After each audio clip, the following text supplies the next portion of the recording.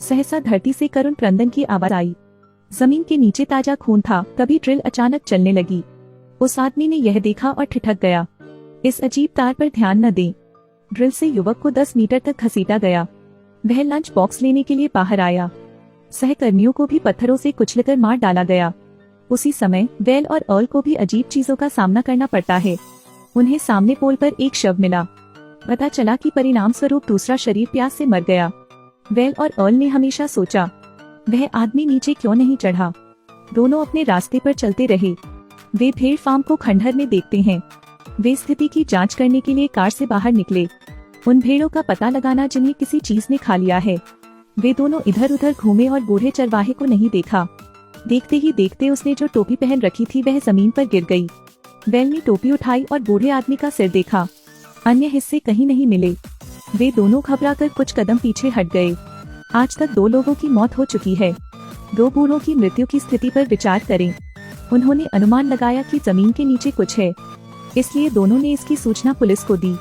लेकिन जब वेल और अर्ल को पता चला तो फोन कनेक्ट नहीं हो सका। शायद फोन लाइन बंद है। वेल और अर्ल को घूमना पड़ा, लेकिन सामने का हिस्सा अवरुद्ध था।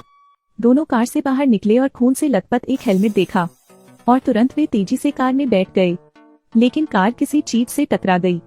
वेल अंततः यहाँ से भागने में सफल रही। लोगों को अचानक कार के नीचे एक अजीब वस्तु दिखी। उन्होंने उस चीज को देखने के लिए बाहर निकाला। यह एक भयानक दिखने वाला मांसल टेंटिकल है।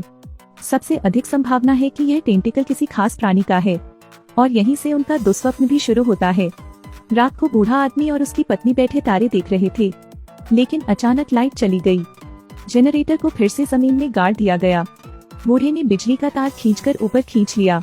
अप्रत्याशित रूप से जनरेटर ने भाप उगल दी। अचानक वृद्ध को जमीन पर घसीटा गया। बुढ़िया ने देखा कि स्थिति अच्छी नहीं है और वह कार में भाग गई। परिणाम स्वरूप व्यक्ति और वाहन दोनों चले गए। अगली सुबह वेल और अर्ल पुलिस के पास जाने के लिए तैयार हुए, लेकिन घोड़ा घबरा गया, जैसे सामने खतरा हो। फिर घोड़े ने उन्हें जमीन पर पटक दिया। तभी जमीन से एक राक्षस निकला। इसे आप दोनों की ओर बढ़ते देखा। वेल ने गोलियां चलाई, लेकिन राक्षस ठीक था। दोनों को भाग जाने की धमकी दी। राक्षस पीछे पीछा कर रहा है। वेल और अर्ल ने अचानक अपनी छिपी हुई क्षमताओं को तोड़ दिया। राक्षसों को पकड़ने से रोके।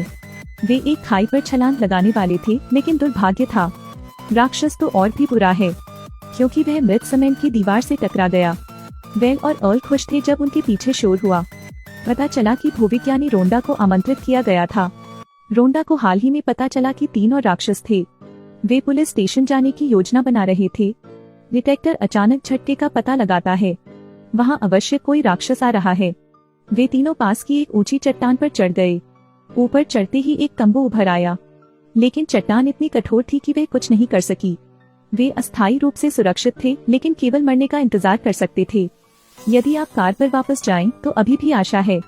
खतरे में रोंडा ने छलांग लगाने के लिए पास के एक सूखे पेड़ का इस्तेमाल किया। उम्मीद नहीं थी कि मैं छलांग लगा पाऊंगा, लेकिन राक्षस ने मेरा पीछा किया। रोंडा ने चलने के लिए गैस दबाई। इस बार इसे भाग्यशाली समझें। शहर में वापस आकर आप तीनों ने स्थिति स्पष्ट की। जब वे चर्चा कर रहे थे, एक चीख सुनाई दी।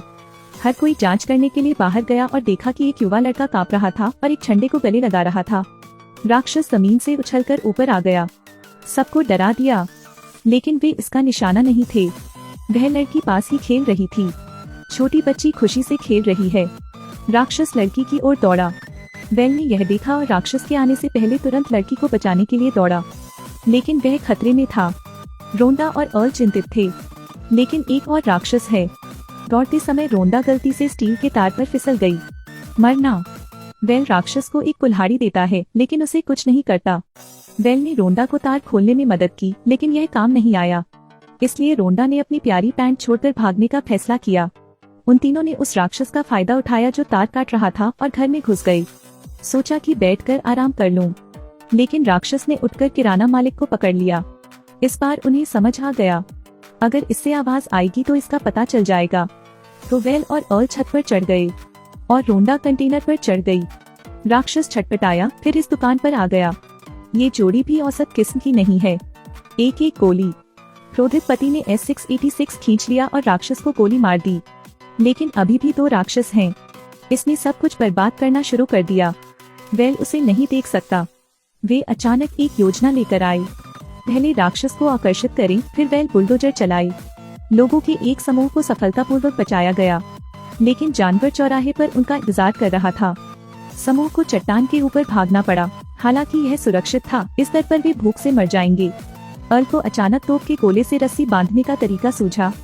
तब तो मानो राक्षस के आने का इंतजार हो रहा था। वास्तव में राक्षस को धोखा दिया गया था। वह टुकड़े टुकड़े हो गया। अब तो एक ही बचा है। वे इसे सुलझाने के लिए पुराने तरीके का इस्तेमाल करने की योजना बना रहे हैं, लेकिन राक्षस इस बार अधिक चालाक है। सबके पास भागने के अलावा कोई चारा नहीं था। वह भाग्यशाली है। बैल ने पास में एक चट्टान देखी और फिर से एक योजना लेकर आया। उनका समूह चट्टान की ओर भागा। राक्षस ने उन तीनों का पीछा किया। बैल किनारे कूदकर भाग निकला। राक्षस ने अपनी गति खो दी और खाई में गिरकर मर गया। अंततः सभी को बचा लिया गया। फिल्म यही खत्म होती है। ट्रेमर्स एक क्लासिक फिल्म है, लेकिन ऐसा लगता है कि फिल्म का डायरेक्टर थोड़ा शैतान है। पुराने अभिनेताओं के साथ आज की कहानी यही है। अगर आपको यह वीडियो पसंद आया तो कृपया इसे लाइक करें।